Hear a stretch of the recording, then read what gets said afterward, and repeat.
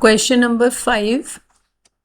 Identify which of the following expressions are equal to the given expression without computation. तो without calculating हमें बताना है कि ये जो expression हमें given है इसके equal कौन से expressions हैं इन 4 expressions में से. You may rewrite the expression using the terms or removing the brackets. तो टर्म्स या ब्रैकेट्स का आप यूज करके इन एक्सप्रेशंस को रीराइट कर सकते हैं और फिर इन्हें इससे कंपेयर कर सकते हैं जो एक्सप्रेशन हमें दिया हुआ है उस एक्सप्रेशन से. There can be more than one expression which is equal to the given expression. तो एक से ज्यादा एक्सप्रेशंस भी इस एक्सप्रेशन के इक्वल हो सकते हैं इन 4 एक्सप्रेशंस में से. तो एक्सप्रेशन देख लेते हैं है 83 माइनस 37 माइनस 12. फर्स्ट एक्सप्रेशन है 84 माइनस 38 माइनस 12. तो अगर हम यहाँ देखें तो यहाँ पे जो हमारी टर्म्स हैं वो हैं 83 plus minus 37 and plus minus 12. तो 3 हमारी टर्म्स हैं. और अगर हम फर्स्ट वाला देखें तो यहाँ पे है 84 plus minus 38 and plus minus 12. अब इन दोनों को यदि हम कंपेयर करें तो -12 और -12 सेम है तो ये तो सेम हो गया. और पहले 2 टर्म्स को देखें, यहाँ पे है 83 प्लस माइनस 37 और यहाँ पे है 84 प्लस माइनस 38. तो 84 is 1 more as compare to 83 and minus 38 is 1 less. तो इफेक्टिवली देखें तो 1 मोर एंड 1 लेस इन दोनों टर्म्स में बराबर हो जाएगा. तो यस 1 जो है आपका वो इक्वल है to the given expression. Second देखते हैं 84 माइनस ब्रैकेट में है 37 प्लस 12. तो अगर हम ब्रैकेट रिमूव करेंगे तो ये हो जाएगा 84 माइनस 37 माइनस 12.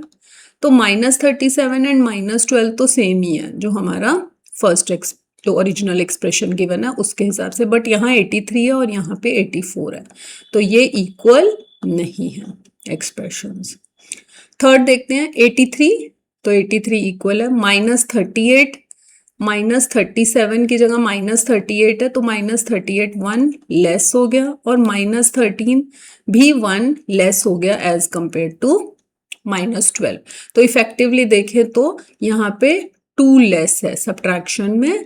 तो ये एक्सप्रेशंस इक्वल नहीं होंगे because 2 less is getting subtracted from 83. Fourth देखते हैं माइनस 37. तो माइनस 37 टर्म है यहाँ पे प्लस 83 वो भी है और माइनस 12 ये भी है. तो ये फोर्थ वाला एक्सप्रेशन टर्म्स अगर हम बनाए तो उसके हिसाब से yes they are equal. B part देखते हैं 93 प्लस 37 इंटू 44 प्लस 76. तो यहाँ पे टर्म्स क्या क्या बनेगी 93 एक टर्म है प्लस 37 इंटू 44 दूसरी टर्म बन गई और प्लस 76 जो है आपकी थर्ड टर्म बन गई. फर्स्ट देखते हैं एक्सप्रेशन 37. तो 37 एक टर्म हो गई 93 इंटू 44 दूसरी टर्म हो गई और 76 थर्ड टर्म हो गई. तो 76 तो मैच कर रहा है लेकिन यहाँ पे बाकी 2 टर्म्स मैच नहीं कर रही. फॉर दिस रीजन ये एक्सप्रेशंस इक्वल नहीं है. सेकंड देखते हैं हम 93. यहाँ पे 93 मैच कर रहा है 37 इंटू 44 है नेक्स्ट और यहाँ पे 37 इंटू 76 और थर्ड टर्म है 44 ये भी मैच नहीं कर रहा. थर्ड देखते हैं 93 प्लस 37 इंटू 44 प्लस 76. तो यहाँ पे हम देखेंगे कि 93 प्लस 37 हो रहा है और इंटू 44 प्लस 76 हो रहा है यानी कि ये और ये ऐड हो रहा है और ये ऐड हो रहा है फिर मल्टीप्लाई हो रहा है. तो ये भी आपका इक्वल एक्सप्रेशन नहीं है. फोर्थ देखते हैं 37 इंटू 44. तो ये एक टर्म हो गई 93 दूसरी टर्म हो गई और 76 तीसरी टर्म हो गई. जो ऑर्डर है टर्म्स का वो मैटर नहीं करता है. हम स्वैपिंग कर सकते हैं या कॉम्यूटेटिव प्रॉपर्टी हम यूज कर सकते हैं लेकिन हमारी टर्म्स जो हैं वो सेम है तो इसलिए this is going to be equal to the B expression. Question number 5. Choose a number and create 10 different expressions having that value. तो एक नंबर चूज करना है और 10 डिफरेंट एक्सप्रेशंस बनाने हैं सच दैट कि उनकी वैल्यू वही नंबर हो। Let's choose a number 60। तो हम चलो एक नंबर 60 चूज कर लेते हैं। 60 बनाने के लिए बच्चों 60 को हम डिफरेंट तरीकों से बना सकते हैं, जैसे 10 इंटू 6 बना सकते हैं, 2 इंटू 30, 3 इंटू 20, 5 इंटू 12 और 6 इंटू 10। तो हमने मल्टीप्लीकेशन फैक्ट्स लिख लिया अबाउट 60। ठीक है, तो हम पहले 10 इंटू 6 का यूज करके एक्सप्रेशन बनाते हैं। 10 इंटू 6 बनाना है तो इन 1 से लेके 4 एक्सप्रेशंस हमने ऐसे ही बनाए हैं जिनमें हमने 10 बाहर लिखा है और अंदर अब हमें चाहिए 6। ऐसा कुछ लिखें कि वैल्यू आ जाए 6।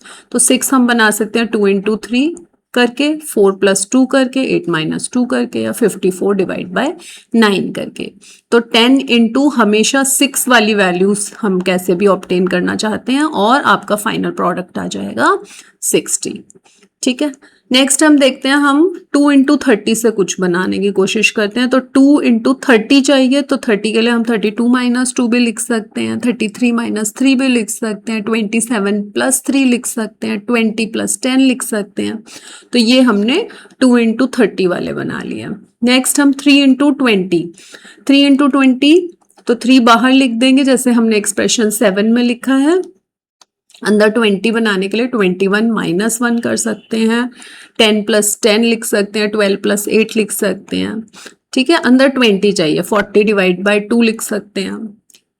नेक्स्ट हम देखते हैं, हम 5 इंटू 12 से बनाएंगे। 5 इंटू 12 बनाने के लिए 7 प्लस 5 लिख लिया, 10 प्लस 2 लिख सकते हैं। नेक्स्ट हम बनाएंगे 6 इंटू 10। तो 6 बाहर लिख लिया इन दोनों एक्सप्रेशंस में, और 10 बनाने के लिए 9th वाले एक्सप्रेशन में हमने लिखा 7 प्लस 3 और लास्ट वाले एक्सप्रेशन में हमने लिखा 20 डिवाइड बाय 2। तो हम एक ही वैल्यू के एक्सप्रेशंस डिफरेंट डिफरेंट बना सकते हैं।